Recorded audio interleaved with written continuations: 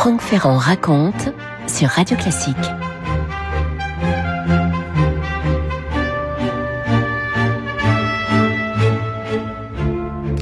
Nous sommes à l'été 1961 dans le Brésil de la Bossa Nova. La capitale du pays est toute neuve, toute nouvelle, c'est Brasilia. La Nova Cap vient de sortir de terre. Vous savez que c'est le chef-d'œuvre d'Oscar Niemeyer. Rio et São Paulo s'industrialisent, attirent les populations pauvres du Nord-Est.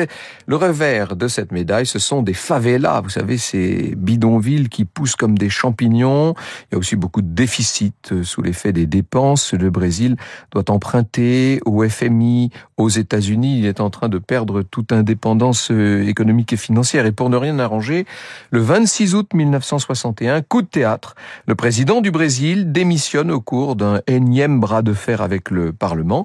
Les députés le remplacent par le vice-président, qui est nettement plus à gauche que lui et qui s'appelle João Goulart. C'est Jean Goulart, si on devait sans doute le dire à la façon brésilienne. Vous me permettrez de l'appeler le président Goulart. Il a 43 ans, un air qui est à la fois sérieux et débonnaire, grand propriétaire terrien, Goulart, mais surtout patron du Parti travailliste brésilien, qui s'appuie sur le puissant syndicalisme ouvrier de ce pays. Quand il a été ministre du Travail, c'était en 1954, il avait doublé le salaire minimum et c'est la raison sans doute pour laquelle les Brésiliens l'aiment bien, en tout cas toutes les couches populaires qui l'ont surnommé Jango. Jango n'est pas du tout préparé à devenir président du jour au lendemain, disons-le. Et il a un programme clair, qui est celui du Parti travailliste, qu'on appelle les réformes de base, réformes agraires, réformes fiscales, éducatives, extension du droit de vote aux analphabètes, et Goulart lance toutes ces réformes en même temps. On a envie de dire ouï, ouï, ouï. Franck Ferrand sur Radio Classique. Grand plan d'investissement par ailleurs soutenu par l'impôt. On augmente le salaire des fonctionnaires et des militaires de 70%. Le président nationalise les raffineries de pétrole et la compagnie de téléphone qui était américaine. Ça, c'est pas une bonne idée. Il révise les concessions minières attribuées à d'autres entreprises américaines. Il lance la réforme agraire en expropriant toutes les grandes exploitations agricoles proches des autoroutes ou des lignes de chemin de fer. Il est poussé dans tout ce projet par une gauche marxiste qui lui reproche constamment de ne pas en faire assez et qui, pour l'amener à aller plus loin dans son programme, multiplie les grèves, les manifestations avec des conséquences économiques qui ne se font pas attendre, évidemment.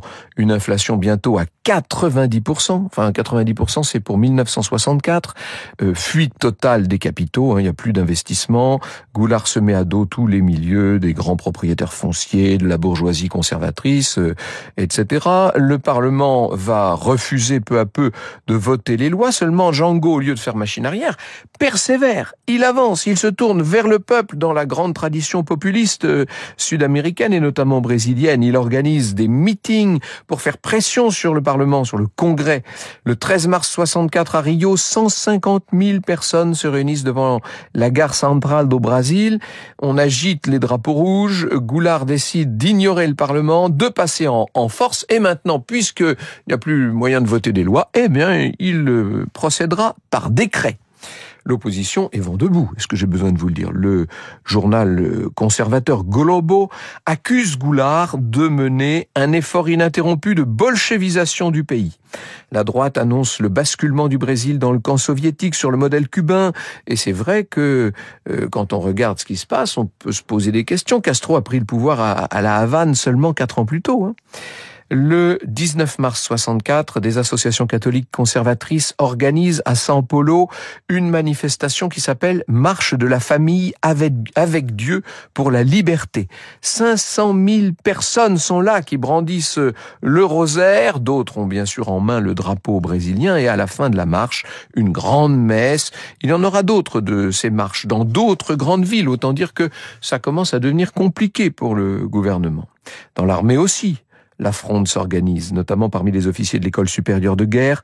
En 49, les Américains avaient créé des écoles militaires dans tous les pays d'Amérique latine pour préparer ces pays à lutter contre une éventuelle invasion soviétique, contre une révolution communiste, plus probablement. À l'école supérieure de guerre de Rio, la doctrine en vigueur, c'est celle de la sécurité nationale, selon laquelle la civilisation brésilienne serait menacée par le communisme et toutes les couches de la société seraient potentiellement touchées, y compris l'armée, que l'on suspecte d'être noyautée, donc il faut se défendre à tous les niveaux. Enfin, il y a un pays qui observe le gouvernement de Goulard avec la plus grande suspicion. Quand je dis un pays, je devrais dire une puissance. Vous avez bien compris que je parle des États-Unis, évidemment. Goulard porte directement atteinte à tous les intérêts des grandes compagnies américaines. En plus, il a rétabli les relations diplomatiques avec l'Union soviétique. Il refuse de condamner le régime de Fidel Castro. Pour Washington, il y a là de quoi s'inquiéter. Et il y a une inquiétude plus grande encore, c'est quand la Maison-Blanche a déclassifié, là récemment, c'était en 2014, une série de documents top secrets ce sont des notes confidentielles de l'ambassadeur américain à Brasilia, qui s'appelle Lincoln Gordon, des notes qu'il a dressées en mars 64 à Washington, et l'ambassadeur y décrit un président affaibli qui ne serait pas capable de résister à une éventuelle révolution communiste ou à une guérilla qui pourrait s'instaurer. Et ça, pour les Américains, ça c'est un risque considérable. Finalement, Goulard dérange les Américains plus par sa faiblesse, par son incapacité à résister à une éventuelle révolution, que par les idées qu'il prône et qu'il met en vigueur. Il convient donc de le renverser à titre préventif, de le remplacer par un pouvoir fort. Enfin, on sait comment procèdent les Américains en Amérique du Sud. Il faut prendre de court la révolution, dit-on à Washington. Et l'ambassadeur dresse la liste des actions de la CIA pour faire tomber Goulard. Soutien secret au rassemblement de rue. Encouragement du sentiment anticommuniste au Congrès, dans les forces armées, dans les syndicats, syndicats de travailleurs ou d'étudiants, dans l'Église, bien sûr, dans les entreprises aussi. Évolution la plus intéressante, dit l'ambassadeur américain dans une de ses notes, c'est la constitution d'un groupe de résistance militaire sous le leadership du général Castelo Branco, qui est très compétent, discret, honnête et respecté des officiers les plus loyaux envers les principes constitutionnels, dit l'ambassadeur. Je recommande une livraison clandestine d'armes à mettre à la disposition des partisans du général Castelo Branco. Autant vous dire que pour le président Goulard, les jours sont maintenant comptés. Il a contre lui des ennemis vraiment très puissants. Donc le président brésilien, Jean Goulard, subit des attaques de toutes parts, mais il tient bon, il ne croit pas à un putsch militaire. Il sait que des officiers le soupçonnent de communisme, mais il sait aussi qu'il peut compter sur beaucoup de généraux loyalistes et sur toute la base de l'armée. Et il y a pourtant un événement qui va venir rompre cet équilibre. Dans Une histoire du Brésil, qui est paru chez Perrin en 2016, Michel Faure le raconte, cet événement. Le 25 mars, écrit-il, un groupe de matelots et de fusiliers marins se rassemble à Rio de Janeiro pour réclamer une augmentation de leur solde et le droit de vote. Ils assistent à la projection du film de Sergei Eisenstein, Le cuirassé Potemkin, racontant la mutinerie de marins russes en 1905. La police militaire encercle les lieux et arrête tous les membres du groupe. 2 jours plus tard, Goulard les amnistie. Ce défi va déclencher le coup d'État. Et oui, les officiers anti-Goulard ont perçu cette amnistie comme une provocation, pour pas dire même comme une trahison. Le 28 mars 64, à Juiz de Fora, on est à 180 km au nord de Rio, les généraux Filho et Denis, proche de l'école supérieure de guerre, le gouverneur et banquier Pinto, qui lui est un agent, en tout cas qui est proche des Américains, tous ces gens-là se réunissent en secret et décident que l'heure de renverser ce président incontrôlable est venue. On va appeler ça l'opération Popeye. C'est un putsch militaire, en fait, dont la date a été fixée pour dans une semaine, le 4 avril. Seulement 2 jours plus tard, on est là que le 30 mars, à l'Automobile Club de Rio, un groupe de sergents du bord opposé, de gauche, se réunissent publiquement. Goulard est invité, il monte à la tribune et il prononce un discours où il va défendre sa réforme agraire, défendre ses nationalisations et le droit de vote des militaires. Et pour conclure, il en appelle à la loyauté de l'armée, et il faut bien reconnaître que c'est un tonnerre d'applaudissements qui accueille ce discours. Alors, À ce moment-là, tout s'accélère. Le général Fillot, l'un des conspirateurs dont je vous ai dit le nom tout à l'heure, décide de ne pas attendre aussi longtemps que prévu et de passer à l'action le jour même. Ce qui veut dire que le 31 mars à 3 heures du matin, toujours à Juiz de Fora, il ordonne le rassemblement de la première armée et il se met en marche vers Rio. Tout le monde est pris de court, hein. C'est un effet de surprise complet, là, on peut le dire. La première armée ne rencontre aucune résistance. Le général Fillot sera plus tard interrogé sur cette espèce de précipitation qui a présidé aux événements. Il dira simplement: en politique, je suis comme une vache en uniforme, ce qu'on peut traduire par « je suis docile comme un mouton ». Il a agi sur instruction. Et d'ailleurs, le matin même, l'attaché militaire américain a pris son petit déjeuner avec le général Castelo Branco. Mais oui, c'est comme ça que ça se passe. Le président Goulard demande l'arrestation de Castelo Branco. Seulement, l'ordre n'est pas suivi des faits. Les généraux loyalistes vont rester passifs et pour beaucoup d'entre eux même, ils vont se rallier aux putschistes. L'armée se met à encercler les ministères, le Parlement, jusqu'à la résidence présidentielle et plusieurs gouverneurs déclarent leur ralliement aux putschistes. Le lendemain, on est donc là le 1er avril, à Brasilia, Goulard rédige un communiqué à la nation. Une tentative de coup d'État est en cours. Je me rends à Porto Alegre pour rejoindre les forces de la 3e armée. J'appelle le peuple brésilien à se battre pour défendre la légalité et la liberté.